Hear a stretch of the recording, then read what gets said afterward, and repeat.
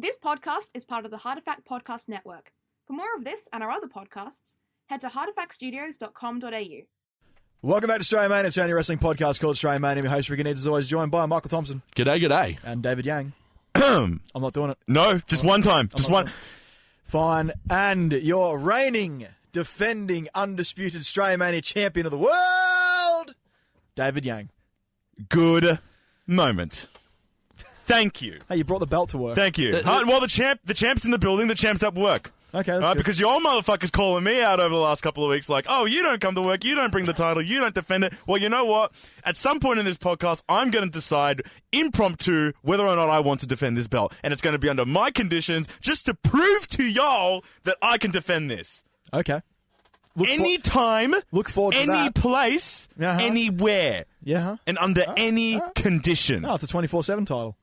It's the Heartifact 24/7 strap. Which was honestly about the only good thing from wrestling this week. Oh, aside from Dominion, but we'll get to that later. Absolutely, but yeah, it was just a... It's been a week in wrestling. It's been a week in wrestling. Stuff happens. They went to Saudi Arabia. They came back. Not much changed. Two old-timers beat the shit out of each other backstage, from what I've read. They also beat the shit out of each other in the ring, too. Well, no, let's be honest. Goldberg beat the shit out of himself. And then, where do you think it went wrong? The spear? It went wrong at the spear, didn't it? The spear. Well, yeah, it went wrong at the spear into the turnbuckle. Him bagging his head on the back of the door, which he always does, and then drawing blood before he walked out. Hilarious. Never a good sign going into a match. Especially when he's 50 years old. Yes. You're an old man, Goldberg. Stop doing this dumb shit. But yeah, no, that spear into the ring post where he cut his head open and concussed himself, and then you see him try to stand up, and it is not a pretty look. It's the funniest thing you'll see, though. It's not that funny because he's an old man, and it's just like 50-year-olds shouldn't be banging their head off metal ring posts. It's just a bad idea. I think Undertaker at that point in time's going, can I please stop wrestling for you now, Vince? Please, for the love of God, let me just retire in peace. The amount of memes around his face when he's just like got that like, why am I doing this kind of face? There's been some quality ones. Why didn't I go to StarCast? That's a personal favourite of mine. Why can't you let me go to AEW? Not even that. Just retire. Just be done. Like, you should have retired after 30, or you could have easily retired after 32 or 33. No, 32? Honestly, though, when did he fight? Taker didn't look the worst in that match. So the man could, he shouldn't, right? Fair enough. I'm with you. He shouldn't, right? But he could put on one or two more, right? One or two. But Goldberg? From now on. Goldberg needs to not get in that ring on. I think Goldberg needs to be inducted into the Hall of Fame, and that's it. Yeah. Yeah, I know, but he did that thing where he got inducted and then now he's having matches. So, yeah, but can we please have not that? Yeah. Especially with the ratings and how shit they are. But, I mean, they're getting worse. Probably, let's throw out a ballpark figure there. Probably a $5 million payday to go to Saudi Arabia, bump around for maybe 5 minutes. That's not the worst. Do you reckon it was world. $5 million? I would say so.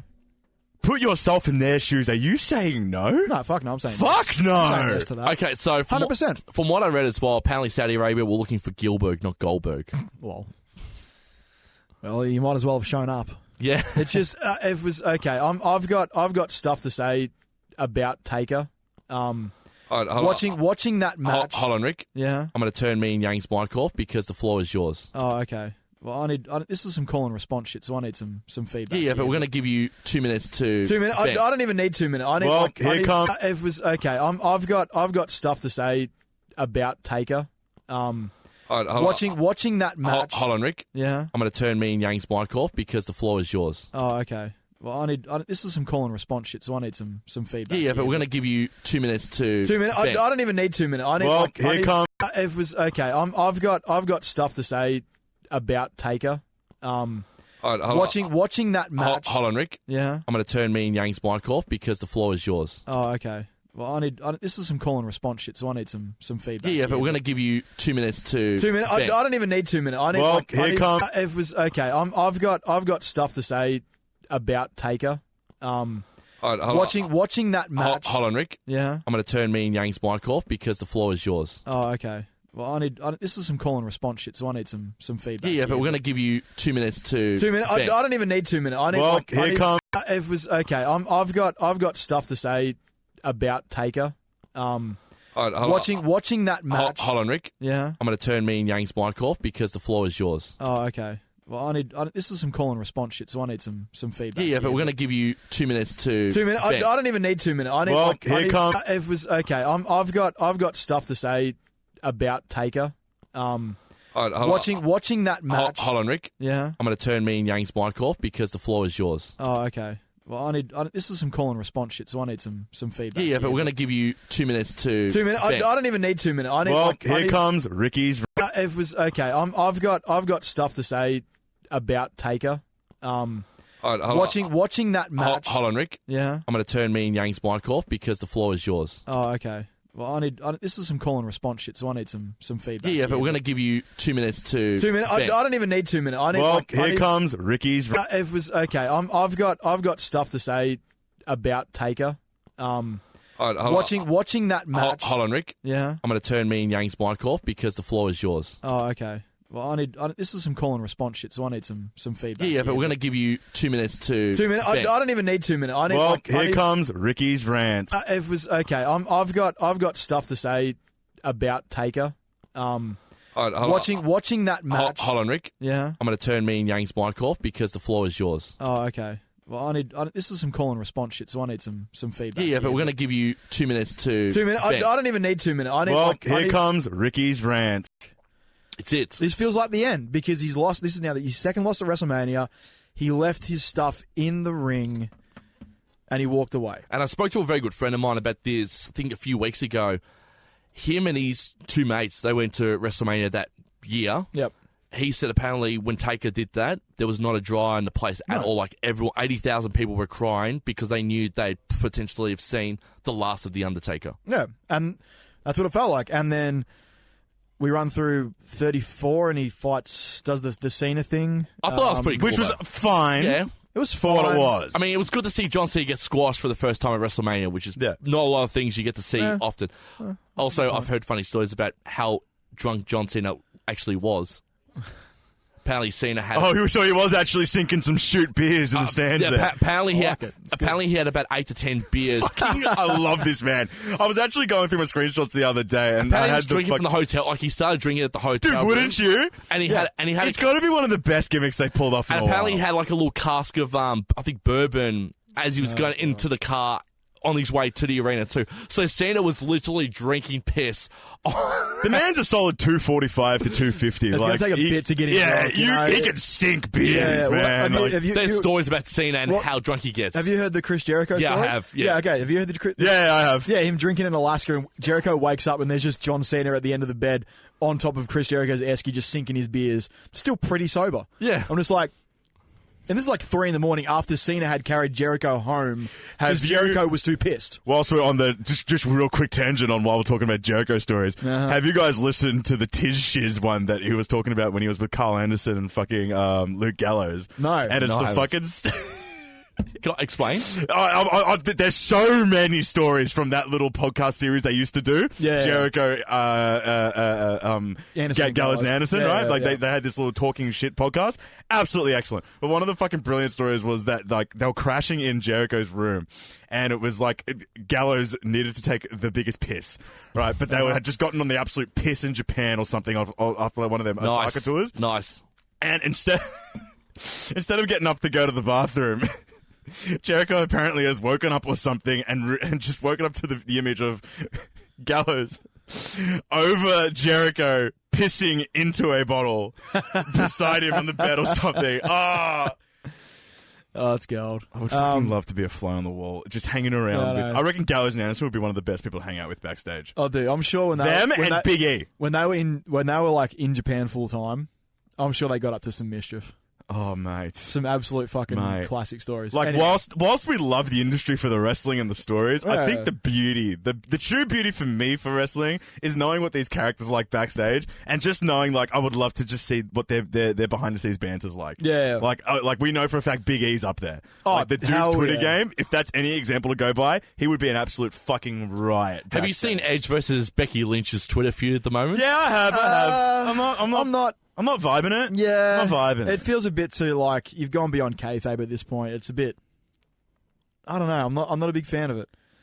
Like, I get what Becky was doing, but Yeah. then Edge seems to have struck a nerve with Edge. He's taken it pretty seriously. So I was going to say, it wouldn't be the first time Edge has struck a nerve with someone. I mean, yeah. I mean, he got someone fired, and then they brought him back 2 months later. I was going to say, he also is- slept with an ex-wrestler's girlfriend at the time. That's who he got fired. He got Matt Hardy I know, I was building on top of it. Thank you, Yang. Anyway, back to Taker. I don't know. I just feel like this hurts his legacy. This sort of shit. And because like everything surrounding it, it's Saudi Arabia. They're there for the money. It's all that. You can pile all of that on top of this as well. Can I ask you 2 questions to add on top of that? Go for it. So, you said when it hurts his legacy after this match. I think this is like the first time I've really seen that. Like, not only from like Did you think the Brothers of Destruction DX match sort of tarnished his legacy a little bit? that hurt me more because of Shawn Michaels. I wasn't too worried about Taker at that point. It was more like, Shawn, you quit and you stayed quit for so many years, and now you've just... The match we saw in Melbourne, did that tarnish the legacy a little bit between I Trips and don't know. Taker? That was fine for what it was. It was a big brawl, and they belt the crap out of each other, and kind of sent the crowd home pretty happy after the Miz Daniel Bryan match, which kind of dragged the entire air out of the stadium. I'm with you, Ricky, on this point. But the idea being, up until this match, I personally didn't view Undertaker's legacy as tarnished. It's hard to throw around the word tarnished. Yeah, right. Is what yeah, I'm getting at here. yeah. Like, if we're going to be using that, it needs to be like very genuine and rock solid, right? Like, it's not. I didn't think his legacy was tarnished when he fought Bray Wyatt. I don't think it was tarnished when he fought John Cena, nor when he fought Triple H, nor when he did Brothers of Destruction. I think those last 3 matches I just mentioned, they all still had narrative significance to Undertaker during the streak and after the streak. So it wasn't like he had established something new and just doing it. It was kind of just finishing off the loose ends, right? With Triple H, with Shawn Michaels, right? There was story implication. To me, it doesn't tarnish it. Whilst the matches weren't great, you knew what you were getting regardless, right? With this, there was no reason he should have versed Goldberg, right? Except other than the fact that they were going to Saudi Arabia and that they were going to get paid. Big payday. There was no real story there. No. And any story they had, they would just try to build on from the fact that they stared each other at Royal Rumble. Yeah. And for the fact that it's a, dream match, right? And other than that, it's like in the promo package, they didn't directly come out and say it, but they drew some like Monday Night Wars kind of vibes from it as well. It's WCW versus WWE all over again. and just from that, you can tell they're reaching for story. Fuck Whereas yeah. and that's why, for me, it feels not tarnished, where we're going to look back 5-10 years from now and go, fuck, Undertaker, forget everything he'd done. His legacy's ruined because he versed Goldberg in that match. No, we're still going to look at him very fondly. He's still one of the greatest of all time, if not the greatest of all time. It's just, as it currently stands, he should not have done this Goldberg match. His legacy has taken a slight bit of a hit. No asterisks, but just a slight bit of a hit. Yeah. Because of like what I just said. There's no story there. It was a match for the sake of money. Whereas with the other ones, whilst you can argue, obviously, that he'd done the Brothers of Destruction for money, he'd done the Triple H for money, yada, yada, yada, there was still enough there to go, I get it. I get why they're here. I get why they're fighting. Right? Which has always been, when it comes to The Undertaker, it wasn't just wrestling for him. Even during the legacy, even during like his early stages, he was a man built on story and built on character. When he did something, it was within the realm of his character. Right? It made sense for Undertaker to do things. This one with Goldberg made no sense. It made no sense why he would have done this within character, within out of character, other than money, which has never been within the character of Undertaker. Yeah, and that's why it feels tarnished to me. That's kind of why like this one just sort of stands out, and obviously like the closing half of that match after the concussion, or as Goldberg said, he got knocked out.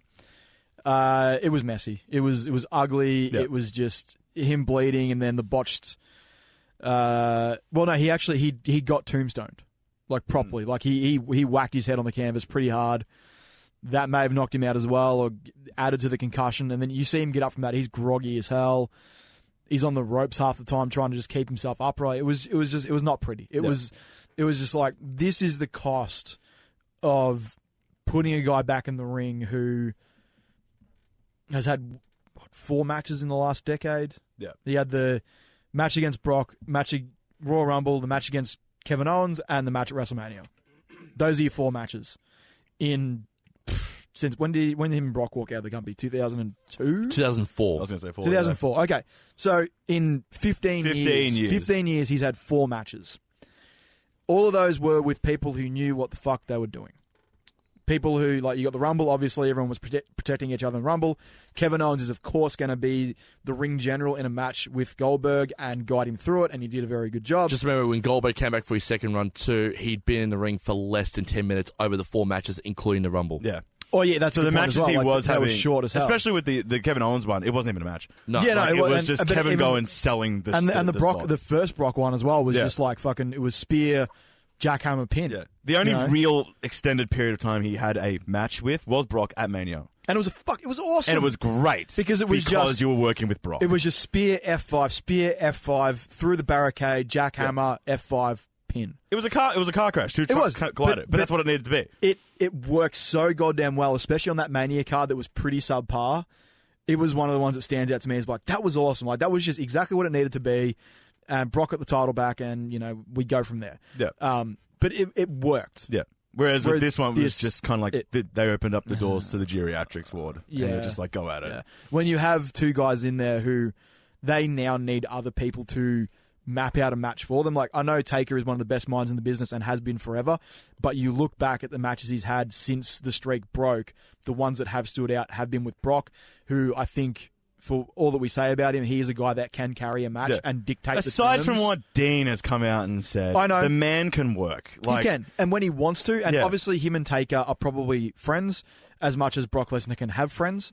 I'm not too sure how he feels about people, but it seems like they've got a healthy amount of respect for each other, and Brock is going to do everything to make Taker look strong while also beating Taker all the time. Yeah.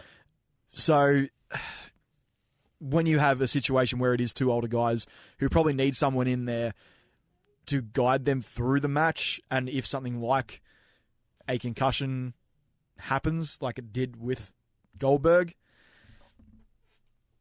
I mean, cooler head should have prevailed, and honestly, the ref should have taken, the minute that happened, the ref should have just been like, tombstone and send it home. Yeah. Just get us the fuck out of here. There should not have been 5 more minutes of the match. Exactly. Yeah. And even like having Goldberg kick out of a tombstone, why have him kick out of a tombstone only to pin him then with a choke slam? That was real dumb. At that point, they were like, all right, he might be a little bit, punch drunk, but he could be okay, so we'll have him kick out the tombstone. But at that point, you got to realize, no, he's beyond punch drunk. He's fucked. You need to end this match. And like, he collapsed when he got out of the ring after the choke slam. Like, it was not good. It was not pretty. And I think having this happen at something like a Saudi Arabia, where everyone knows there is all the transparency in the world that they are doing this for money. They can say, we're doing this to change the perceptions of this country all the fucking live long day. But at the end of the day, they're doing this for money because they are paying them a fuck ton of money to have them come out there and do this twice a year. When you have a match built around that premise, and then to have something as kind of awful as this happen in one of those matches where you will have two people with the combined age of 104 in the middle of the ring, and something bad happens that you're like, well, fuck, I could have predicted this happening. And it does.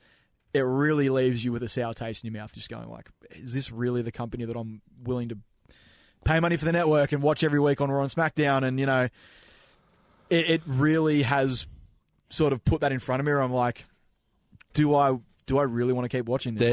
Do I really want to keep supporting this company? There's massive concerns backstage. Yeah, and apparently everyone... Stephanie has basically said, if you leave, your career is over.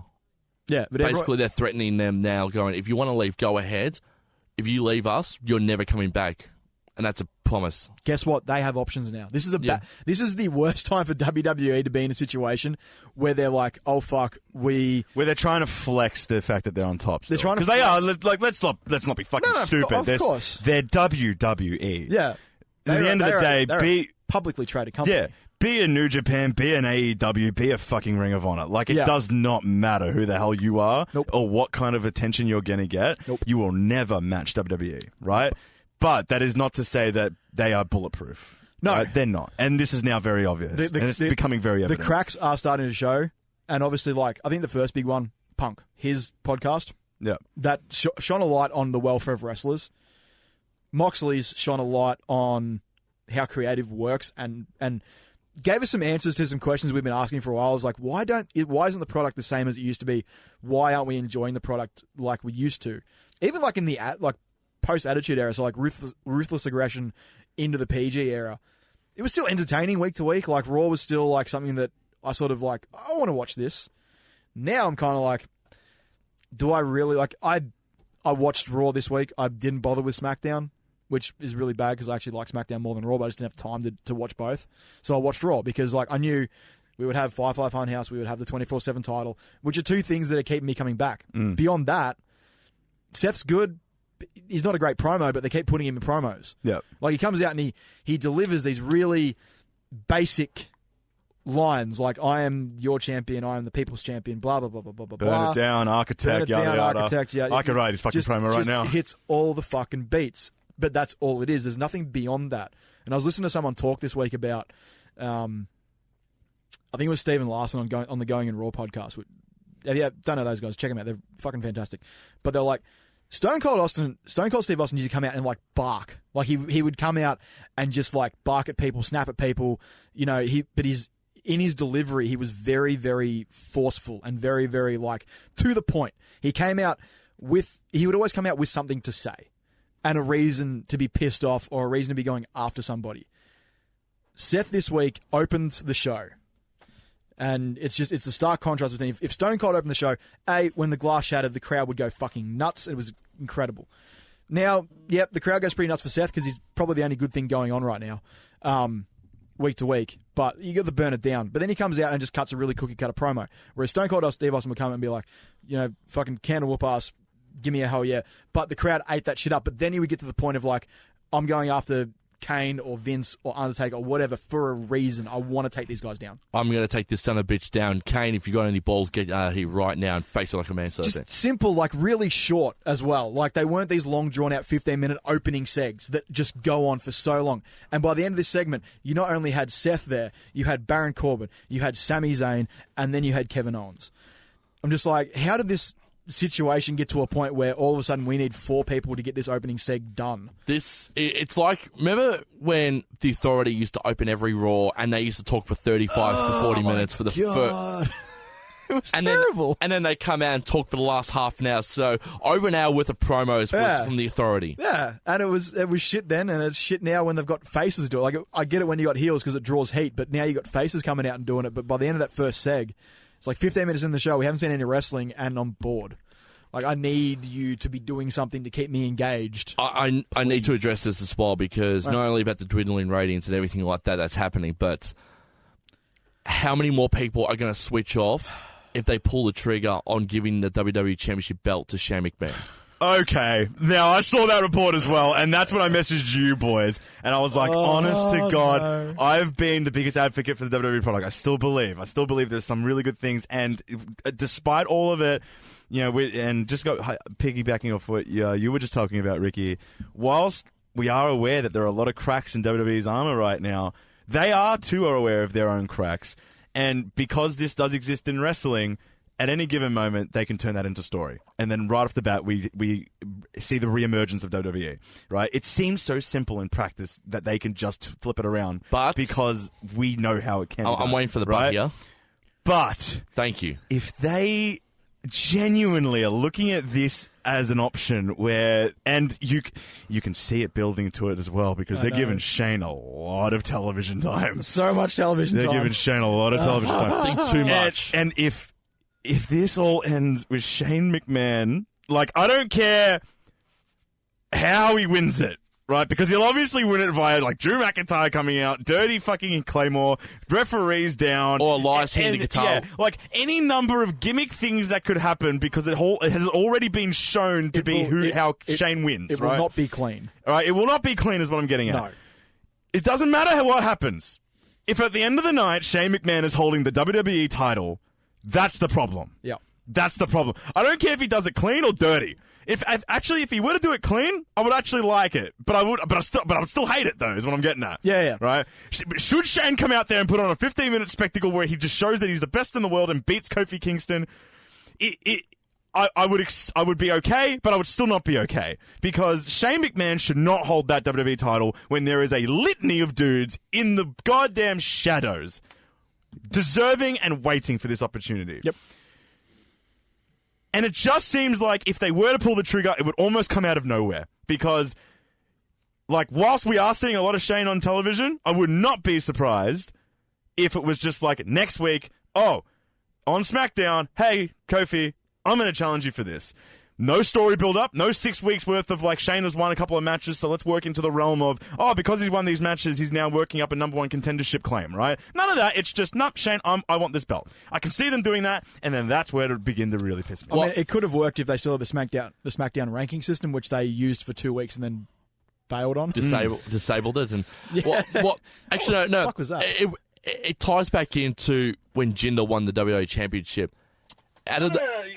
Very different, Michael. But out of the blue, he won a match, and all of a sudden he was number one contender, even though he was being squashed for 6 to 9 months on Raw and then on SmackDown. I mean, he got eliminated from the Andre the Giant Memorial Battle Royal by Rob Gronkowski. Yeah, but it still made sense in the idea that Jinder had won that number one. Like, it was a shock, and they played it up as a shock. Like, this guy...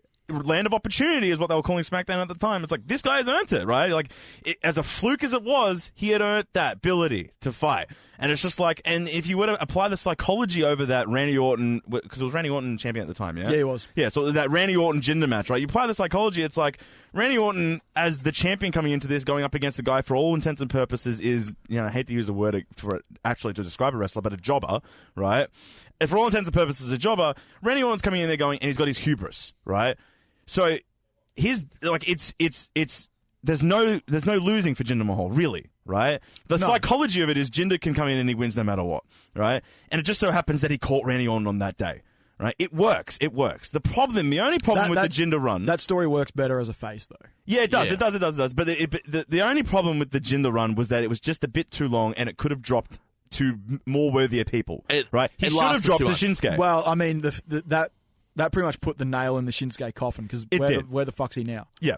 He, in hindsight, granted, fair enough, benefit of hindsight, but in hindsight, he should have dropped the Shinsuke, right? Even at the time, we're like, he should have dropped the Shinsuke. Because the point of Jinder with the belt was to establish the up-and-coming face, because he was garnering heat, right? But genuine heat, right? It was the good kind of heat, too. Yeah. Say what you want. Whoever would have beaten Jinder Mahal was going to get the biggest pop. It was the recycled storyline that they would have had for Muhammad Hassan 15 years prior. Basically, the same thing would have been given to him. The idea of giving it to Jinder and the idea eventually being to drop it to someone up and coming or a big face for a big pop is fine, and it's actually very good, right?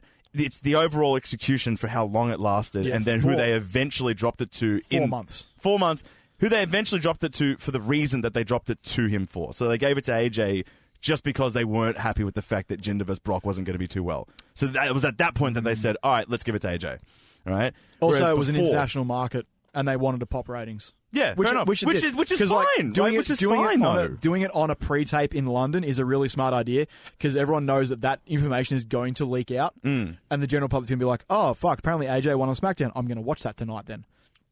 Clever boys. I mean, that was the beginning of the end for WCW when Tony Schiavone said straight away up on WCW Nitro. Oh, by the way, Mankind won the WWE Championship 2 weeks ago. But if you want to watch it, go ahead and watch it now. And people did. And 500,000 people did, and that was the beginning of the end of the reign. Now, this Shane thing is very different to that Jinder thing, because that Jinder thing, it worked, right? And it could have worked better, but it still worked overall, right? I posed this to you yesterday. I didn't get a response. If Shane drops to a face Miz becomes... Does this make this fine? Does it make it okay? How long is Shane holding it? One pay-per-view cycle. That's it. Sorry, 2 pay-per-view cycles. He defends once, then loses to Miz the next pay-per-view. My only concern is that the Miz in the last couple of months has not been the Miz that we knew. Somehow WWE has dropped the ball on Miz, and I never thought I'd say it. It's because he keeps losing to Shane. Yeah, and him to beat Shane and win the title at the same time with his dad in the audience, shoot streamers and it's still defend the father's honor. That's you know what? Actually, look. But that's the only... They would need... It's the only scenario that would make this acceptable. Okay, but they would need to make that clear to me. I know. At the onset of Shane going into the match to fight Kofi. Just have a picture of Miz backstage watching it and just go, all right, now I know where this is going to end up. Yeah. Let Shane win because I know where this is going to end up. Don't just have Shane win and then leave no story implication before that. And then the only thing that we understand is that, well, Shane is the world champion at the moment. He now has to do world champion things. No. before that match, have Miz watch it and be like, okay, if Shane wins, we understand that Miz is now a part of this story. No, All right. I just had a fucking brilliant idea. No, in WWE, they're not going to do that, and they're going to go, by the way, Shane's champion, he's going to be champion for 6 months, live with it. No, like, that is probably what's going to happen, but like my dream scenario for this is that Shane beats Kofi. Oh, God. Oh, don't I'm say it. concerned. Shane beats Kofi. The lights go down. Lights come back up. Mrs. Dad's in the ring. Just doing the fucking fist up pose from WrestleMania, and then the lights go back down, and then come back up, and he's gone. And Shane's just like, what the fuck? And then just intermittently backstage bits, he just sees like, you remember when who was it? Was it Kane stalking Orton? Yeah. No, and he'd see like about. Kane in the mirror and shit. Yeah. It's that, but it's Mrs. Dad and Shane. This is Miz playing psychology. Exactly. Oh, you know what? I'll pay that. I'm paying it on a multitude of levels. I'm paying it for the fact that, one, it puts the Miz into the picture, which we're all fucking okay with. But two, it's a brilliant gimmick. It is. Like, it's hilarious. And, like, this product that we have with WWE doesn't need to be so serious all the time, right? No. That would be fun. It would be fucking hilarious. Yeah, that would genuinely be fun. Because everyone knows he's a shit actor. But the only problem is we're currently existing in the world where the Universal title seems to be a bit of in a fun storyline with the idea of Brock Party. Right, the looming Brock Party. Well, right? I mean, like Heyman came out this week on Raw and pretty much put a stop to that, and he's like, now Brock is just going to cash in whenever the fuck he feels like. Yeah. You're not going to get any warning. There's going to be no like preamble. There's going to be no, we're not going to tell you Brock's going to show up anyway. It's just going to happen, which to me means it's happening at SummerSlam. Yeah. That's pretty much what they laid out on the table this week. It's like whoever he faces, because we're going to have the Baron Corbin loss at Stomping Grounds. Then whoever he moves on to, which maybe Sammy at this stage. I don't know who else is a heel on Raw that can go up against Seth, who hasn't gone up against Seth yet. That means that Brock is not going to turn up now for the next 2 to 3 months. If they're going to stop Brock Party. Hey, 4 weeks in a row. Still 4 weeks in a row. That's basically full time, motherfucker. It's still part time because he didn't show up this week. He didn't show up this week. We can argue about this till all the fucking. He didn't show up this week. He won't show up next week. No, he won't. No, that's fine, but it's not next week yet. So right now, Brock Lesnar, for all intents and purposes, is a full-time wrestler until next week. I agree with what Moxley said in the Jericho podcast that having part-timers like roaming around is killing the product because you're not putting over up-and-coming emerging stars. And I agree and with it. It could have an issue with like morale as well backstage. Yeah, and that's why Moxley left, and that's why the Revival want to leave too, because, while part-timers like John Cena, Brock Lesnar, Undertaker, Goldberg, get the spotlights, people like the Revival are in, main event or superstar kind of tag team tapings, and, they're there for comedy skits, and that's it, because Vince hates tag team wrestling because it's shit. I don't like... It's good shit. I don't like Cena being put in that same breath, because that dude was full-time for 15 years. Yeah, unfortunately now he's jumped into the part-time. Yeah, I know, but he's not a part-timer that gets in the way of other full-timers. No, he when he has come back... He's put over Roman. He's put over AJ. Yep. Right? Like, when he has done stints... he put over Taker too. I mean, come on. That's the biggest thing of all. But that's... and this is why, I get what Moxley said, but at the same time, part-timers still serve a purpose in that sense where it's like, whilst it's nice to have someone else, or what you would love to have someone else take on Taker in that kind of storyline at Mania. But it's oversaturated, I think. By others, but we're just using John Cena as an example, cool. where that in of itself in the vacuum, where it's like very clearly just two part-timers having a bit of a fight for the sake of to draw a bit more buyers. It's John Cena versus Undertaker, it's huge, right?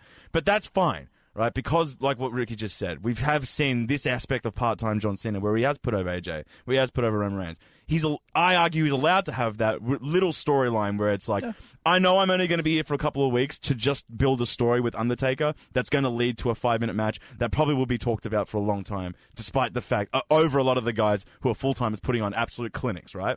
I think fine. I think Cena became untouchable not only after being a full-time guy and their go-to person for 15 years, but even his last big run on the way out was the US title Open Challenge. Yeah. That was one of the best things on Raw every single week. He won every match, but he still managed to make every single person in that ring with him look better for it coming out of that. Remember that match he had with Cesaro?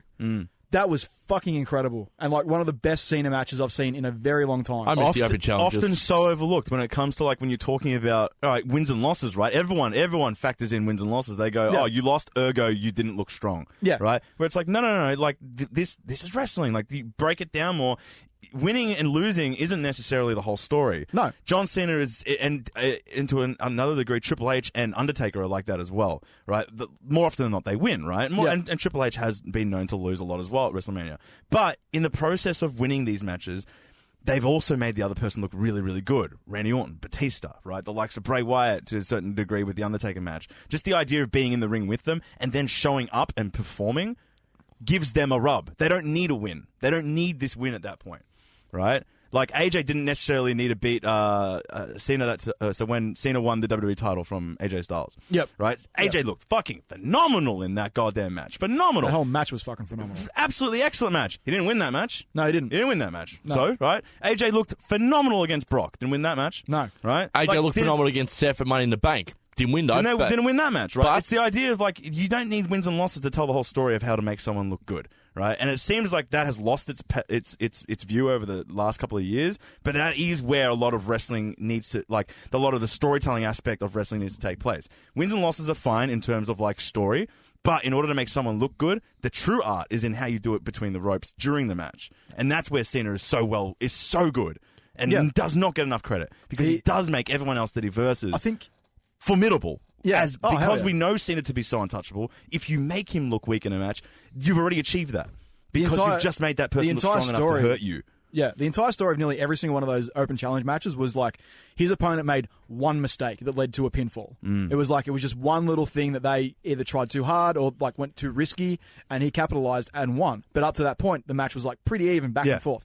He's so good at managing to like craft a match like that where it's just like he outlasts them mentally rather than physically. He will make them make a mistake, or he's really good at that.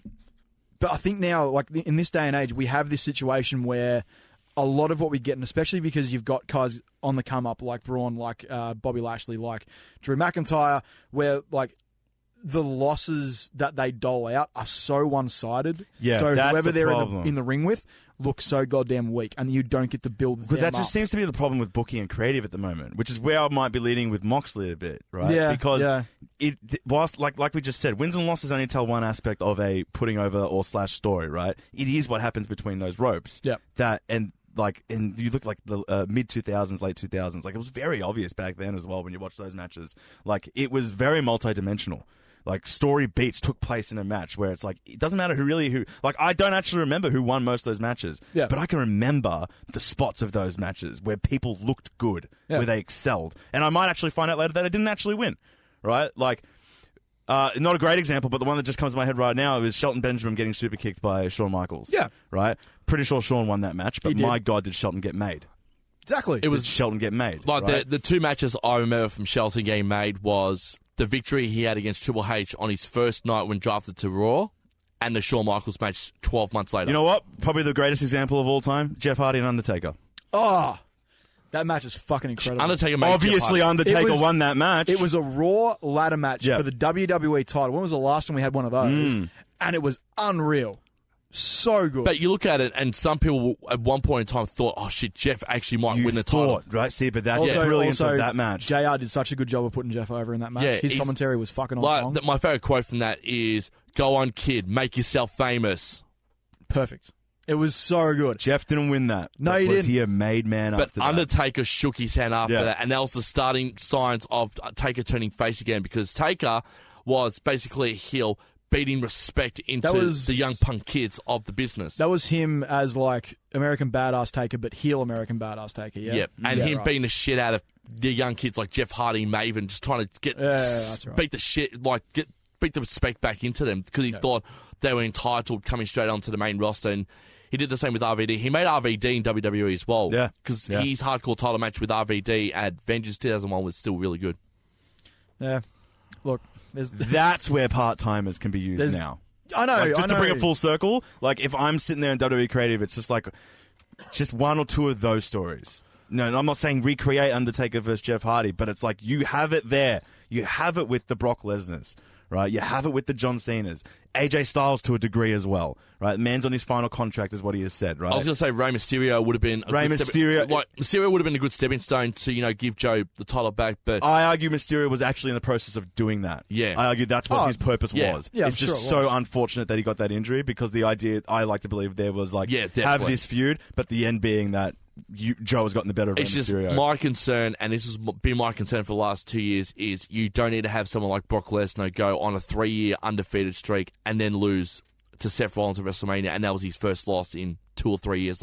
That is not a good way to put over the younger talent, because sure, they're in a ring with someone like Brock Lesnar, who's well regarded in both wrestling and combat sports, but the payoff is that Brock is still stronger than, say, a Braun Strowman or Samoa Joe or an AJ Styles or a Daniel Bryan. But you've got to give the win and a rub to someone like an AJ Styles, Daniel Bryan, Braun Strowman, Samoa Joe, with someone like eventually someone like Brock Lesnar. Eventually. But I feel like that Vince latched onto Brock a lot over the last 2 to 3 years with the Universal Championship, and that's why it lost a lot of its prestige, because it wasn't getting defended every month. It wasn't on TV every week.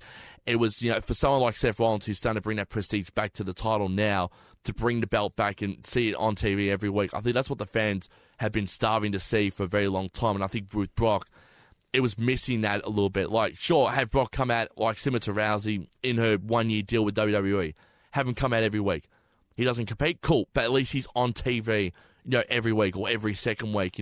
Hey, remember, he's a Universal Champion. He's still got the belts, but that's the one thing, and that's why I think that the part-timers have oversaturated the main roster a little bit, with people like Brock Lesnar holding belt like that, and to a degree as well, holding the Money in the Bank contract. Sure, I don't know where the payoff is going to be with the Money in the Bank briefcase, but SummerSlam.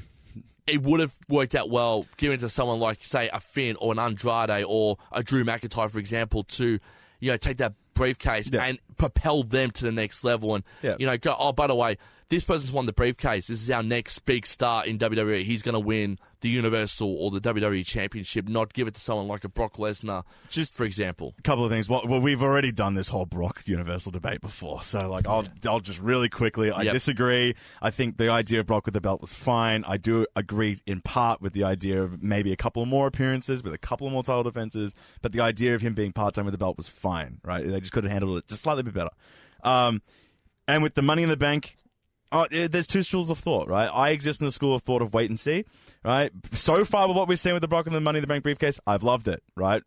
Granted, it has only been 4 weeks, right? And in those 4 weeks, he's literally been there to show the briefcase, to show this new Brock party, to him have fun, right? This idea of, I'm just going to cash in, or I don't know how I can cash in, all those kind of stuff. It's fun, right? It's good. It's entertaining, right? Now we're in the wait and see camp, because it seems like he's going to go away for a bit, and now it's just it sounds like it's just going to revert back to what old Brock was. But then there's the other school of thought, which I agree with as well, which is the idea of you shouldn't have given it to Brock in the first place, because you had guys like Andrade. You had guys like Ali, Finn Balor. It's a gimmick that is used to create stars, right? And it has done so in the past, and it's literally what it's for. It's the nature of that gimmick. You give someone the briefcase with the idea being that they will fight for a world title. They don't necessarily win it, but they will fight for it, right? And you can make or break a person in just that aspect alone, right? I agree with that. And I think you will not find a person who doesn't agree with that, who sits there and goes, well, you probably should have given it to Andrade. And yet the only 4 people that knew about the ending of that match was Brock, Paul, Vince, and Ali. Yeah. No one else knew, none of the other competitors knew that Brock was going to come in and grab the briefcase.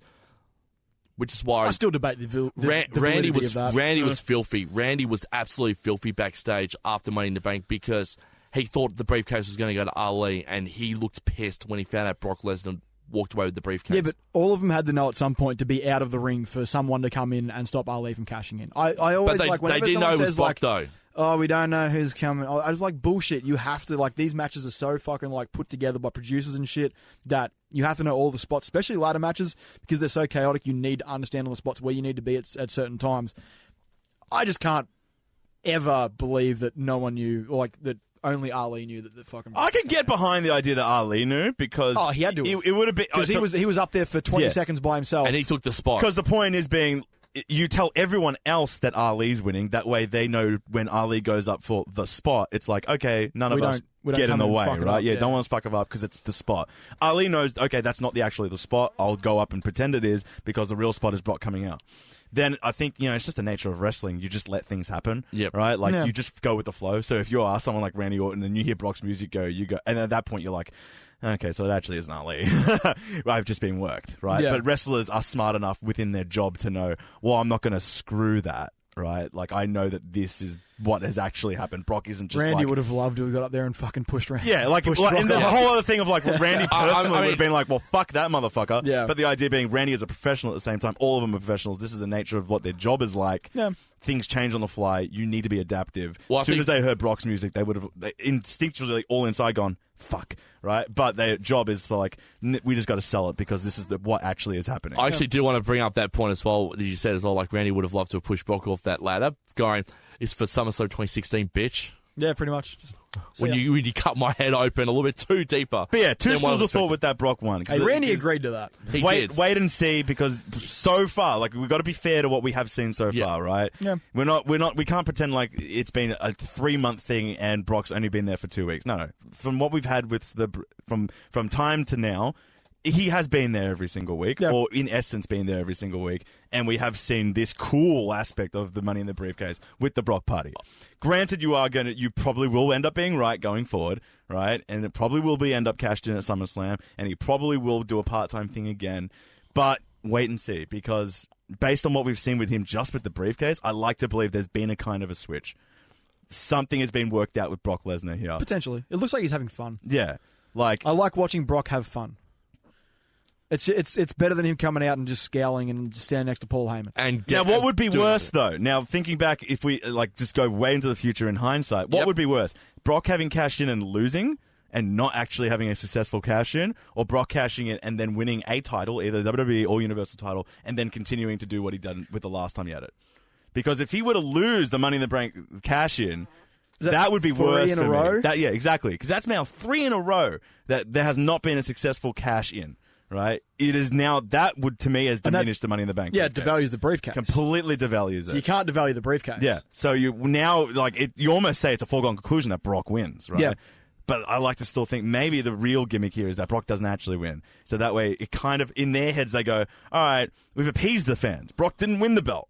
But now that means the briefcase didn't get successfully cashed in. That's 3 years in a row. Like, why even give it to him then? Someone else could have had that spot of just not winning the belt, but in a cool way, right? Yeah, it feels like they have to have Brock win. Yeah, it just feels like Brock has to win. Yeah. And it looks like similar, and who knows, potentially Shane McMahon could be the one that Brock Lesnar beats for the WWE Championship. Maybe it happens on the same night. Maybe Shane wins the belt at You SummerSlam. know what? I'm not against it. Shane wins the belt against Kofi And at then Miz SummerSlam. comes out and is just like, look, I'm done with this. I'm not having any of this. Miz hits a skull-crushing finale on Shane, knocks him out. Brock comes And then out with Brock a comes out. F5 Shane, and then pins him. It saves Kofi from taking a beating from Brock. And it makes Kofi look strong. Yeah, but Kofi loses to Shane. What's worse? Probably with help from Drew McIntyre. Oh, Jesus And Christ. Elias. Let's be real. And Elias. And Elias, yeah, probably with multiple people In helping him. kayfabe, Kofi should be so well protected. He has the rest of the New Day. Yeah, I know, but it's Brock. No, I'm sure. I'm talking about Shane, Yeah, Drew, and I know. Elias. I'm sure. I argue the New Day is dumb. If this does pan out, we're gonna have some dumb thing where they're gonna be in each other's corners, and they're gonna be they'll fight to the outside, and then the other teams will try to get involved, and we'll have some sort of dumb disqualification. Or you got to call it a no DQ or some shit, so people can just get involved, and it'll devolve into chaos because it'll be a Shane McMahon match. And the last time Kofi faced Brock killed him in Japan. Got his ass kicked. Yeah, Brock killed him in Japan. Got his ass kicked. Kofi lasted 2.5 minutes with Brock Lesnar in Japan. Yeah, I don't see. And it was just Kofi getting hit with 5 F5s, 10 German suplexes, and that's it. But another way to look at this is if Brock does win the WWE title, and assuming Seth maintains, I would love to see that Survivor Series match. True. Speaking of Japan, got the segue in. Beautiful. Dominion! Have you guys watched it? I've watched bits and pieces. I've read tweets. I've read tweets. My tweets? I've read your tweets. I watched some of your tweets. I watched Moxley versus Thanks. Robinson, and that was a damn good match. Yeah, I did actually watch that. That and wasn't I Dominion. What did you, That was Best of Super Juniors final. We haven't even talked Super Juniors. I talked about it last week. Oh, my bad. Okay. Will Ospreay. Well, Dominion. Will must have tuned out. Will Ospreay won Yeah. the best Super Junior, which means he got the title shot at Dominion, which is New Japan's second biggest show of the year. Kicked off with Moxley beating up a young boy, and then I guess adopting that young boy. I sent you the promo Hilarious. of him backstage of just being like, "Hold my belt, I've got stuff to say." Speaking of people having fun, Moxley's having fun with wrestling again, and I love it. He's having the most fun in the world, and like he okay. The big story to come out of Dominion. There's three pretty big things. One, everyone who has now put their hand up for the G1, and this is looking to be one of the most insanely good G1 cards ever. So we have Moxley, who has said, "I want to be in the G1." Kenta. Oh my God, ladies and gentlemen, Hideo Itami is dead. Kenta is back, and I'm so happy. He came out with Shibata. That was unreal. He has put his hand up for the G1. Shingo Takagi, who Will Ospreay beat in Best of Super Juniors, has put his hand up and say, "I now want to go against the heavyweights in the G1." Will Ospreay has said, "I want to be in the G1 with the heavyweights as well." This G1, like, can you imagine the start of this year? I said, at some point in the next 12 months, Dean Ambrose is going to fight Kazuchika Okada. What would you have said to me? I would have laughed it off, actually. I wouldn't have said that. I wouldn't even expect him to fight Kenny Omega. I know. Yeah. But it's like, we potentially could get Moxley versus Okada. We could get Moxley versus Naito. We could get Moxley versus Kota Ibushi. We could get Moxley versus Kenta. These matches are just fucking what? And we're getting Moxley versus Omega at All Out. And everyone's losing their shit. I love it. It's so good. It's so fucking good. So, and then obviously, like, the matches at Dominion themselves, the ones that you need to go. If you haven't seen Dominion, get New Japan or get it on Reddit. It's free. But go and watch. Okay, the junior heavyweight match was fucking incredible. It's not as good as the Best of Super Juniors final between Takagi and Will Ospreay, but Will Ospreay versus Dragon Lee, there was 2 or 3 spots. The big one was Ospreay up on, like, and their barricades are the old school barricades, like the thin little metal things. Will Ospreay is kind of like perched up there, like, you know, sailing, half unconscious.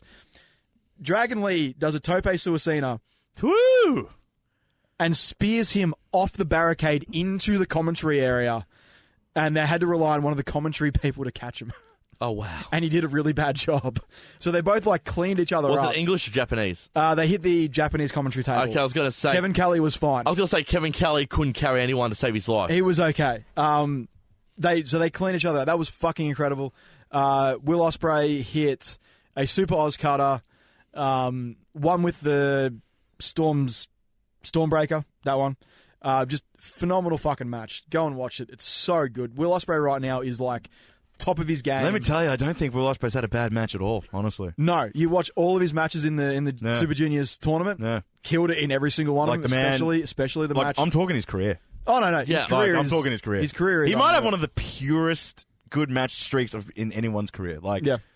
Even like when he fights like Bad Luck Fale, he still manages to make those matches exciting and watchable. Like, he's so fucking good. Would you say he's the best on the indies right now?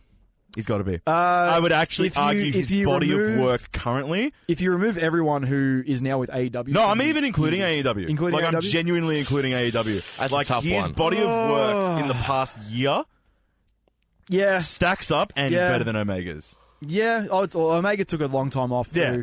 Okada's back killing it as the fucking champ. Like, you look at it from year to year, like, he's the best on the scene. No, he is. He's the best on the scene. If you need someone to put on a good match, you can pretty much rely on Will Ospreay to do it. But any style of match too. Like, he obviously has the flippy shit. Yeah. You know, but he can work a body part. He can tell a story. He can do whatever he needs to do. I mean, look at MCW 100 last year. Yeah. Him and Slex put on probably the match of the year. It was good shit. And obviously after the match, he won the title. He's like, all right, I'm calling out my first challenger, Robbie Eagles in Melbourne. We are hopefully going. Southern Showdown. Gonna be fucking awesome. It's being broadcast too, which is fucking sick. The most interesting thing here is literally before the podcast, Michael had talked about the New Japan show and just kept referring to it as Super Showdown. Southern. But just then, he nails it. He got his head right. He got his head right. It's been a long week for me. It's been a very long week. That's fair. It's been a long week for all of us. So the G1 call-outs, that match alone, and look, Kota Ibushi versus Naito was brutal as fuck. They hate each other's necks, apparently. You see the post image that they have of Kota where he's fucked his eye. Apparently, he may have lost vision in his eye.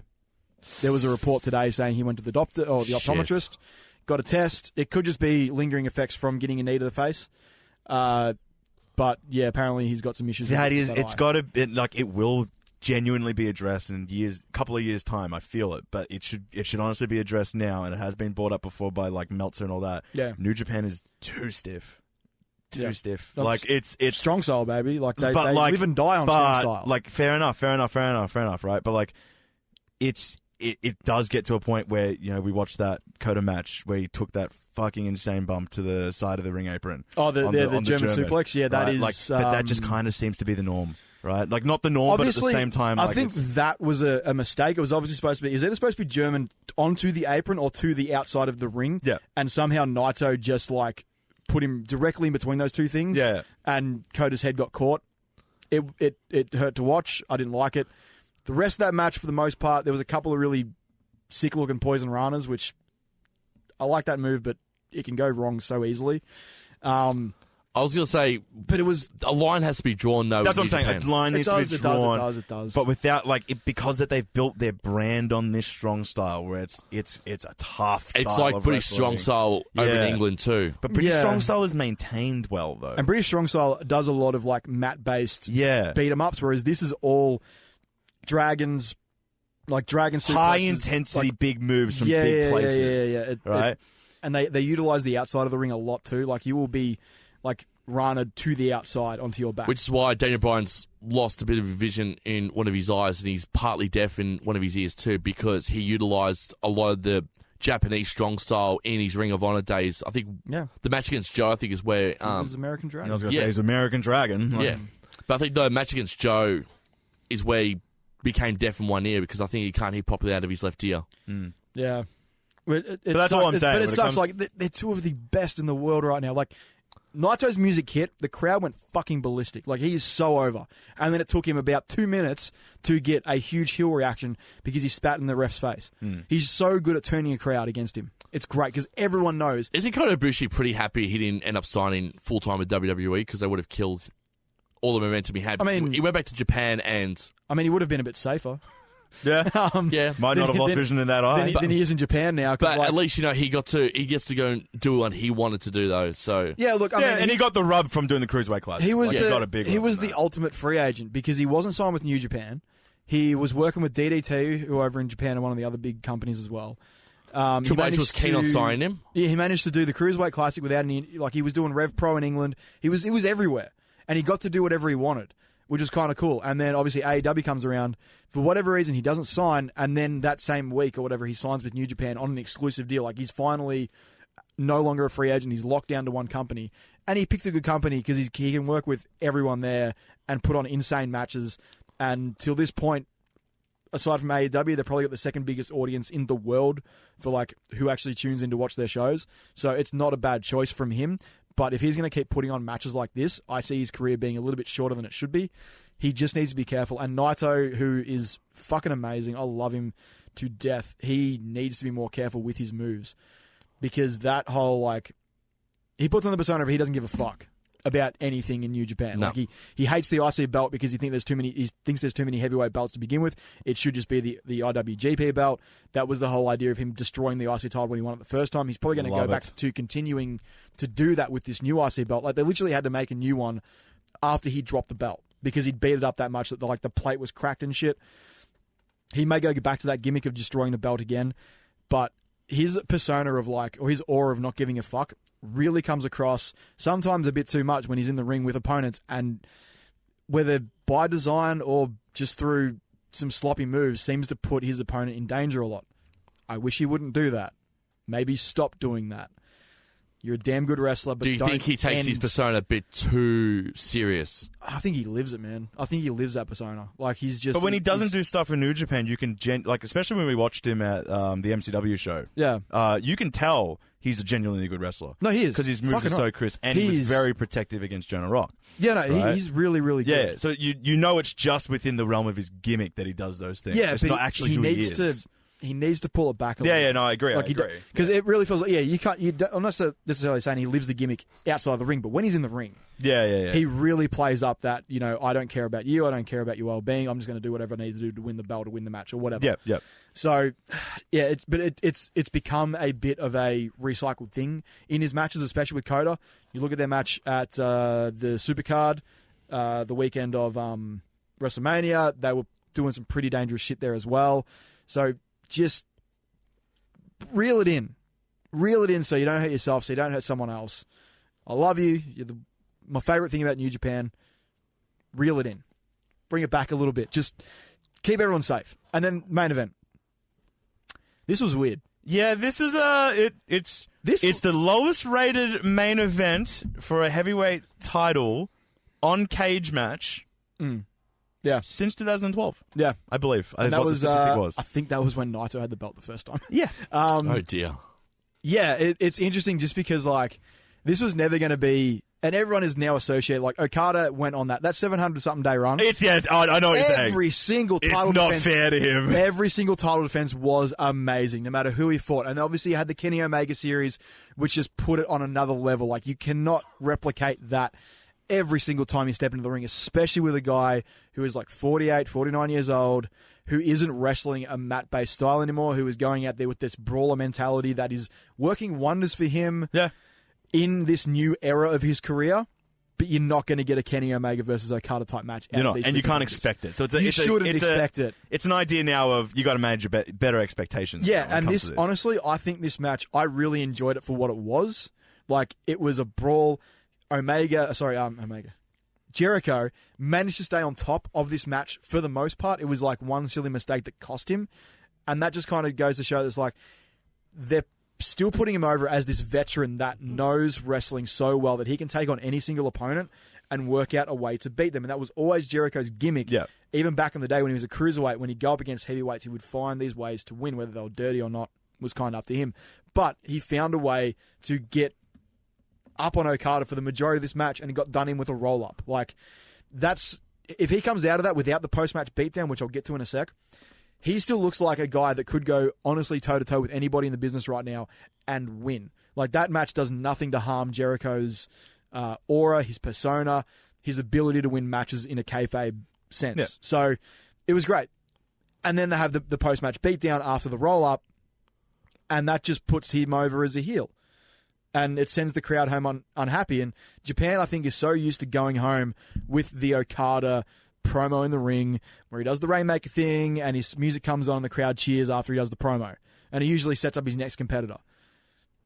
You didn't have that this time. Yeah. But that's because he got beat down after the goddamn match. And I know that's not a thing that they do in New Japan a lot, if ever, especially in the main event. So it was different for that New Japan crowd. But for someone like me who is used to seeing shit like that happen in Western wrestling, wasn't really a big deal. It was the crowd's going home unhappy because Jericho beat him down after the match. You're meant to. That's the thing, right? Jericho's a heel. He's a heel. You're meant to hate the guy. And he didn't get pinned, so he's still all conscious and shit after the match. So if he's pissed off, he's gonna go and beat him up. Yeah, it makes sense to me. It makes sense. I agree with you. And I've seen so many differing opinions. I think Bleacher Report gave that match an A+. And then Alvarez and Meltzer have said they hated it. I'm just well, fuck, that is literally the dichotomy of wrestling fans. You can look at something and say, that is fucking awesome, or you can look at the same thing. Someone else can look at the same thing and be like, I hated it. God, isn't that the fuck? You nailed that on the head right there. Well, I know. Is that not literally the dichotomy of wrestling fans? It is. It is. Or wrestling in general. Yeah. That we can be all presented with the exact same piece of subject material, but then all three of us have a different fucking interpretation of it. But at the same time, we're all goddamn right. Yeah. We're all goddamn right. I mean, I've seen on Twitter people that hated that fucking Gargano-Ciampa trilogy of matches. And I'm like, A, do you not have a soul or feelings or a heart? How can you hate that? I know, but there are people that look at that. It'd be sitting there and being I hated fucking Shawn vs. Taker 2 in that retirement. I know. What? How? I know. But that is wrestling. We all can form our own opinions. The fact that people in Japan were saying they wanted a refund after that event because it went off the air on a down note, I'm just how long have they conditioned Japanese fans to everything? You always go home happy. Yeah. Well, that's where, like, something different. The tide Guess what? turns. I'm understanding their perspective, right? Everyone in Japan really fucking hates Jericho now, and it's like, he did his job. That's literally what his job was. Yes. That is literally why he was in Japan. Yes. And now he's It's like when Michael was stiffing Jinder. I'm just like, that's what you're meant to do. You're meant to hate him. And now it looks like he's going to fight Tanahashi because Tanahashi came to Okada's rescue. Yeah. So I'm like, well, I want to see that match too. Because The aces of the industries right there. Because Like, Tana is turning into a bit of a brawler as well because he doesn't have the mobility he used to have and his elbows all jacked up and fucked.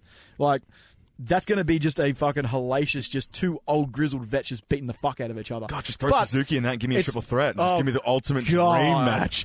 But it's not going to be a Goldberg Undertaker, two grizzled guys beating the fuck out of each other. Thank fuck. It's going to be two full-time guys in a match. Oh, the fact that Suzuki is still full-time is... He's so awesome. I love the man. I just like... But I would hate to work against the Oh, man. dude, like, if you're a young boy, get the fuck out of his way, because he'll come and just beat the hell out of you. I love him, though. God damn, he's so awesome. I would love one more run for the title with him. He's never won the world belt, hasn't he? I don't know.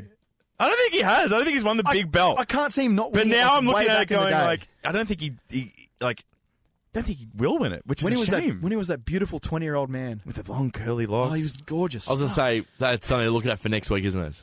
Hey? That's something to look at for next week if he's been world champion. Yeah, I need to actually know if he's done that, because I would find it so hard to believe he hasn't. But then I'm like, yeah, but like that IWGP title, especially like when he was at his peak. Because he did MMA for a long period of time. He did. And he wasn't always with New Japan. No. And when He might he is not with have. New Japan, he's done the tags, hasn't he? Or he's done the IC. He's definitely been IC champion. I don't know, but like that, in that period where he was like young and in his peak, the IWGP title was so protected. It was like only a few guys got to win it. They all had like really long runs and shit. Like they made it feel huge. And they still do the thing now where like at the beginning of every single IWGP heavyweight match, they have love that. all the previous champions pop up on Yeah. the screen. It is such a thing that makes it feel like it is full of prestige. Like Yeah. to hold this belt, you need to be someone special. You need to be someone who is just at the top of the fucking industry. Or Jay White.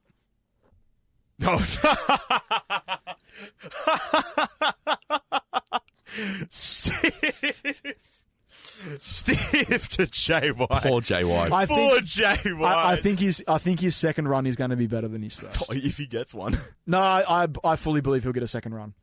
He can't, like, he's beaten Tana like Look, two I times think in a what row they've now. done there is that they've established the base roots of a really nice story with Jay White. Yeah. Like, won the world title really early, shocked a lot of the industry vets, which Yeah. is now the foundation of his character, Yeah. right? And now you just build onto it, whether or not you build on the aspect of, he's now... That was a fluke, so he's going to spend a lot of years trying to recreate a fluke. Yeah. Or it's like, no, that wasn't a fluke, and he's just gotten better and better. And it's like, no, this guy is like, what the fuck? Yeah. Like, give me 5 years, and if he's won that belt He's- then, what's he going to do in 5 years? He's got a really good character. Yeah. And he's like... but, I mean, that was the same. Like, Okada's first run with the IWGP belt was pretty underwhelming. Naito's first run with it, pretty underwhelming. They usually give you a little run to test the waters with, like, okay, how does this character work as a champion? Yeah. Someone who is defending rather than But chasing. he didn't even get, like... He didn't have a successful defense. He had it for, like, maybe, a month and a half? So he beat Tanahashi at New Beginnings, and then he lost it at... Yeah, so he Yeah. really didn't have a proper title defense. He didn't. Yeah. Nor did Tana, though. Tana won it at He won Wrestle it. Kingdom and then didn't defend it. No, he lost it straight away. Lost it straight away, yeah. Yeah, I get the feeling that was a legacy run. Just to give him whack For another Tana, it one. makes sense. For Jay White, it's a bit of like, not an asterisk, but you're looking at it going, okay, now we've got to be careful with what you do next. They were testing the waters. Yeah, test the water. But See how he is as a champion. I think they'll come back around to it in another year or two. I think like Okada's probably going to drop the title in the next... Like, he's probably going to hold it to Wrestle Kingdom now. Because if you don't drop it at Dominion, you usually hold it to Wrestle Kingdom because there's only... Really, you got the G1, which there's no titles on the line. You've got King of Pro Wrestling, which is coming up after that, and then before you know it, you're back on the road to Wrestle Kingdom, and you'll probably drop it there. To be honest, what if they're gonna have two matches? That'd be cool. Like, because it's on 2 days, you yeah, think like they'll say finish night one with the title match, and then Okada drops it night one, and then like someone else. oh, but then just imagine wins, what that like- looks like on the record sheet, though. Oh, it looks terrible. Yeah. But like, someone wins a tournament in the opener of day one to fight for it night two. Okada drops at night 1, and then we have like whoever beats him, and then whoever won the tournament day 1 close out night 2 of Wrestle Kingdom. That would be pretty fucking high key. Pretty high key. Yeah. And the person who won the tournament doesn't have to win. Yeah. You don't have to but give it's a sick someone rub. It's you don't a have sick to, rub. You don't have to give someone a one day run, but you can make it happen. Give it Coda at that You point. got to give someone a reason, or people a reason to tune in for 2 days in a row. Yeah. And apparently they're doing this with Dominion next year too. It's going to be a 2-day event. Oh, that's ballsy. It's cool. It's Especially one thing for Wrestle Dominion. Kingdom. Yeah, Wrestle Kingdom is Wrestle Kingdom, but Dominion is SummerSlam. You're not going to do a 2-day SummerSlam. Yeah. You're going to do a 2-day Mania. I feel like that's possibly going to happen. Look, you can't hold a 7-hour pay-per-view. You can't keep running Just do 7-hour 2 pay-per-view. 3.5-hour ones over 2 days. It's okay? too much. It's too much, goddammit. Well, And you double ticket sales too. Yeah, fair. Smart. in a Vince McMahon world, no. In a Triple H world, yes. Possibly. Yeah, look, whenever that's going to happen. Hey, XFL starts in 6 months. Yep. Maybe he'll step away. I doubt it. Not going to lie, kind of keen for XFL. Just me. I mean, it starts the week after Super Bowl, so by that point I'll be like, will I be like wanting more football in my life, or will it be like all footballed out? I don't know yet. Nah, you'll want more football. I probably will. you'll want more football. Dude, well, I mean, basketball finished today. Warriors didn't get the win, so I'm sad. But like, I'm already like, okay, I know we got AFL right now, but the Tigers are playing like shit, so I'm not that interested in it. So I'm like, I need something. I want NFL tomorrow. Like, basketball's done. Football needs to start straight away. For me, I'm looking forward to the Premier League happening in under 2 months, which is good for me. Yeah, the soccer. Yeah. What else happened this week? Local stuff. Oh, you got local stuff. Yep. So, What do you got? MCW had tensions rising. The Foley brothers are now tag team champions again. Whoop, whoop. They beat the Brat Pack, Lockie Hendricks, and His final match. Danny Psycho. Wait, not his final match. No. He got added to a Rumble in like a month's time or something. Yeah, in New Zealand. Is it the New No, Zealand? it's with MCW. Oh, the ballroom. Yeah. Yeah. It was his Wow. last, it was Talk his about being the ear to the ground in the local scene, Michael. It was his last match, and now it's like, no, it's not his last match. He's in the fucking brawl. He's also fighting for the Commonwealth Championship as well. Liar. It was all What did he explain why he now not his last match? I thought he said around well, from what I'm hearing, apparently it's around August he's leaving. So this could be the precursor. Yo, Aussie talent, man. I know we discussed it last Uncle week. Paul just pulled that contract back a little bit, and he's like, no, not yet. I mean, after what they just did with fucking Jonah Rock over there, I don't know. Bronson I Reed. do not know how I feel about Bronson Reed. What was wrong with Jonah Rock? Okay, I've come to the The conclusion. word rock. Oh, fuck off. I've come to the conclusion on why. Because they looked at I Jonah mean, they Rock. could call him the Rock's cousin. Yeah. They looked at Jonah Rock and they said, "Oh, he's from Australia. Let's make him Bronson from Round the Tryst and Chopper Reed. That's good shit." Oh, my God. Shit, You did they do that? You know what? What No. the fuck? That No. would actually make too much sense for it not to be true. That makes what I'm too much thinking. sense for Wait, it so not to be when true. you when you type in Australian celebrities, the first two names that pop up are Chopper Reed and, He's just looked at it. and Bronson from Round the Twist. Have you heard Peter Rosenberg talk about how Vince McMahon came up with Apollo Crews' name? No. Oh my God. What happened? It was along the lines of that. It was just like, who's that famous boxer? Oh, of course. Apollo Creed, and he's instead of being because And who's he? Another big black guy. Terry Terry Crews. Apollo Crews. Wait, seriously? Apollo Crews. Get fucked. That can't be real. I'm pretty sure it was just a skit that Rosenberg had done, but fuck me, would I not be goddamn surprised. It's a Vince thing. Oh, I wouldn't be surprised. Who's that boxer? That famous boxer? Oh, Apollo Creed. But he probably- There's a big black guy like He you. probably typed in famous Australian celebrities, and it's the kid from Round the Tryst and Chopper Reed were the first two people to turn up in the search engine, Jesus probably. fucking Christ, I wouldn't be goddamn surprised.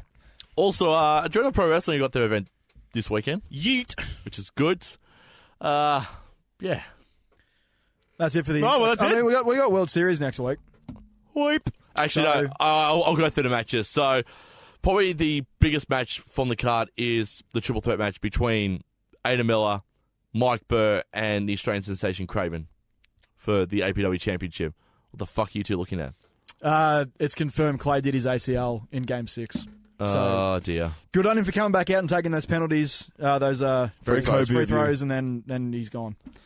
But yeah, Miller, Burr, and Craven. That's going to be a great match to watch this weekend. Yeah, hype. The Gladiator Championship is. Have now, they I ever think, revealed the belt for that? I think they're revealing the belt. I think tomorrow night. But the four matches heading into APW 2 year, or year 2 as I'm calling it, is going to be decided as well at last Easy 2. So there'll be a fatal 4-way match. Because the second anniversary is next month. Yeah. Yeah. Fuck. I think they're going to do a ladder match for the Gladiator Championship belt, which I'm looking forward to. Maybe a surprise entrant from one of the highest of key recruits in Australia at the moment. Oh. Just FYI. How's your wrestling training going, by the way? No, look, I was about to say, like, you are in the I middle. don't need wrestling training. Well, I was going to say, you're in the middle I of can jump in. you're in the middle of fucking law school exams. You don't have time to wrestle. I got time to do fuck all. I barely have time to do this. We appreciate it. How's that title going, by the way? I've decided not to defend. I'll defend it some other time. Oh, fuck you. You bought it all the way here. You've won the entire fucking podcast. Arm wrestle for it? Let's go. Arm wrestle. Done. Referee. Michael's ref. Let's go. Arm wrestle. I'm putting it up on an arm wrestle. Well, Okay. You do realise that no one's going to see this. That's They're fine. going to hear us grunting. They're gonna hear me win, but This is top quality podcast. Okay. Michael, announce it. Ladies and gentlemen, the following contest is scheduled for 1-4, and it is for the Australiamania World Heavyweight Championship. One of these days we will have video of this podcast. Introducing first the challenger to my left. He's currently wearing the Golden State Warriors jersey from Echuca, Victoria, Ricki. The man who is very upset because Golden State and Richmond lost needs. Yay. And his opponent, he's current reigning, defending Australiamania World Heavyweight Champion. Rocking the his one and Snapchat face. David. I'm not a fuckface today, but I'll be a fuckface some other day. Yang. On the line. Let's go. Let's go. All right, arm wrestle. The one contest here between Yang and Ricki. I love that. There's a folding chair in the corner of the, This could get of the ugly. podcast studio. I put Oh, that hang in on. there. What's going on? He's Better leverage point. He's getting a Better bit of leverage leverage here. point? Better leverage point. They're Are going to we- go. Oh, wait, no. That's it's way. not going to work. It's way too low. It's way too low. They've We're decided. gonna have to do it on the desk here. This is All right, let's this go. is not going to work. 3. Hang on. There's a microphone in my way. Hang on. Ding, ding, ding.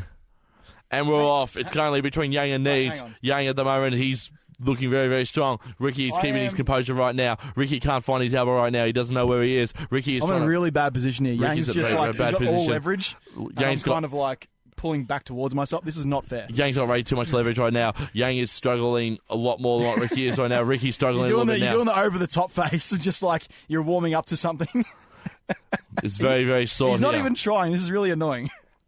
This is the greatest thing in the entire world of podcasting right now. Okay, is now arm he's wrestling. trying. Now he's trying. Yang's really Now trying he's right trying. now. He's putting his Now he's strength there. trying. Oh my God, Ricky's gonna win it. How is that not? Ricki, That's DQ. no way. DQ. Oh, The bullshit. DQ's off the table. Bullshit. DQ off the table. I was pulling you back. I was DQ. pulling you back. Ref, call it. And No, you it's DQ. fuck- It's no, off the table. I'm going to get that No, fucking it's chair. count out. I'm getting No. that chair. I'm going to beat the hell out of you Count and out. take your title. Cut the podcast here. No. I still win.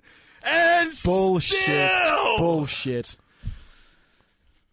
All right, whatever. I trained arms and shoulders yesterday, just FYI. I'll beat you at predictions for stomping grounds. Is that right? I just want it on record that was a successful defense. Barely. That was a successful defense. I'm going to call it a no contest. Oh, for fuck's sake. That's whatever. Fine. I'm going to beat you at predictions for stomping ground. I'm going to claim my number one contendership, and I'm going to take you down, boy. SummerSlam. Get ready. Get ready. This has been the Australia Made Podcast. Thank you so much for listening Yeah. to us this week. That devolved into chaos. Look, there wasn't much to talk about this week because it was pretty shit aside from Dominion. I mean, we did some good analysis work. No.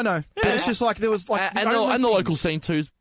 kicking ass. The only things that I've been looking forward to, honestly. Still. Oh, shut up. Honestly, it's got to be Firefly Funhouse and the 24/7 title are the only two things keep me interested in the product right now. I'll say this though. Next week we're going to go and run each match card by card for World Series Wrestling. That is night 1, night 2, and Sydney. Who cares about Sydney? Okay, night 1 and night 2 of Melbourne then.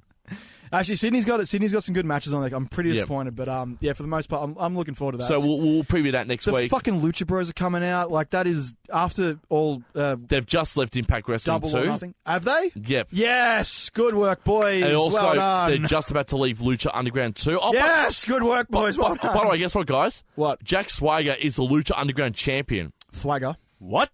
They're Jack- still going? Yeah. Damien, well, no. what's his name? Jake Hagar or whatever? Jack Strong. Jack Strong. Okay. Jake Strong, sorry. Jake Strong. Ah.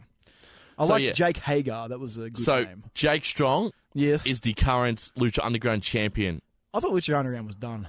It is. This is the final season. Oh, okay, good. Because they gave out shitty exclusive contracts, and fuck those guys for doing so. So Lucha Brothers are about to leave. So what? Woo! So they really quickly before we wrap this up, the Lucha Brothers, their contract deal, from what I'm reading, is that they'll be exclusive to AEW in America, but they can still come out to World Series, yeah. For this one, yeah, this will be. Well, no, like in the future. Oh, hopefully. I fucking hope so. But they're also going to have an exclusive deal where they can still wrestle in AAA in Mexico. Well, yeah, you'd hope so. They got to win those titles back off the Young Bucks at some point, don't they? Yeah. I mean, you'd think so. Because I don't see the Young Bucks going back to AAA anytime soon. I'm thinking maybe All Out is where the championship might be defended. I would love a triple threat match. Scorpio Sky and Kazarian, the Young Bucks, and the Lucha Brothers. Or best friends. Yeah. Let's do a really big ladder match for those titles at All Out. That would be sick as. I would be all about that. There's another man who got out of WWE as quickly as possible. Who? Trent Beretta. Trent Beretta is... He was in WWE? Yeah, he was one and a half of the Dude Busters. For real? Yeah. Well, now he's part of the best friends, and it's a way better tag team, and I love them. They're so fucking fun to watch. And together. Trent Beretta's actually a fucking good wrestler, too. Trent is awesome. I love Trent. Yeah. Anyway, that's been the show. Can we title this episode "We Love You, Beretta"? No. What? I need to think of a good name for this episode. I can't really think of a good one. I'll work something out. Anyway. The ratings are shit again? Yeah. For this show or for WWE? Don't... anyway. Anyway. I like to see some analytics about this show. Yeah, I've got them. They're all right. You can follow us everywhere at Australia Mania. That's STRAYAMANIA. Probably much better than bloody WWE at the moment, our ratings. Yeah, probably. Australia Mania Pod, Australia Mania POD. Twitter and Instagram, Australia Mania Podcast is the YouTube and Facebooks. Hopefully some more video content going up once Yang has finished his law school exams.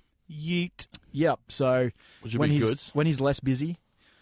Apart from that... also, Yang and I struck a deal too. What? Oh, true, yeah. We struck a deal last week. What happened? Him. No, you tell him, Michael. We talked business. And? As we are aware... A year ago, we made a bet. You did make a bet. Yeah, that should be cashing in pretty soon. Yep. Michael's getting slapped in the face. No. What happened? You tell him, Michael. We've come to a conclusion. I'm going to buy him a Slobber Furphy. Okay. And he's going to put me through a table instead. What table and where and when? Working on it. Okay. Yeah, we're filming that. Sure, well, we're filming that. No, we're filming that for fucking sure. Yeah, done. Okay, Michael is getting put through a table. This is I'm sad I wasn't part of this conversation, but at the same time, I struck a a deal with him last week. That had happened. I struck a deal with him last week. Yeah, it's actually, to be fair, going through a table will be a lot less painful than being slapped in the face. Well, don't ruin the illusion for people. I mean, being slapped in the face. Oh, there you go. That's you've heard it here first. Michael is going through a table at some point. We'll film it. We'll chuck it up on YouTube, and you can enjoy Michael going through a table instead of being slapped in the face because he was wrong about Andrade holding the WWE title within 12 months of him coming up to the main roster. And you were very wrong. And unfortunate circumstances is going to probably pull that out even more because of what happened to Money in the Bank and the sad passing of Andrade's mother. Yeah, I don't see him getting a main event push for a little bit now. Which is unfortunate because he was on a hot streak. Yeah. I mean, he was losing to Finn, but, hot streak. But he was well regarded in WWE. I'm sure he's still going to be regarded even after his mum did. Well, they're going to push him to the moon and back Anyway. Eventually. Follow us everywhere. Jump on Twitter. I'll post some dumb shit there sometimes. You can follow me everywhere. Ricki Needs at RICKINEEDS. Twitter, Instagram, and YouTube. David. _ the Halfcast Prince on Instas. Yes, and Michael? I'm not going to plug any of my socials for this episode, but you can find Andrade on Instagram at Andrade Elmas. And then go message him and tell him that because he didn't get the WWE Championship, Michael gets put through a table. And that's his fault, not Michael's. Go Andrade. Bye! This is a Heartifact Network podcast. Find us at heartifactstudios.com.au.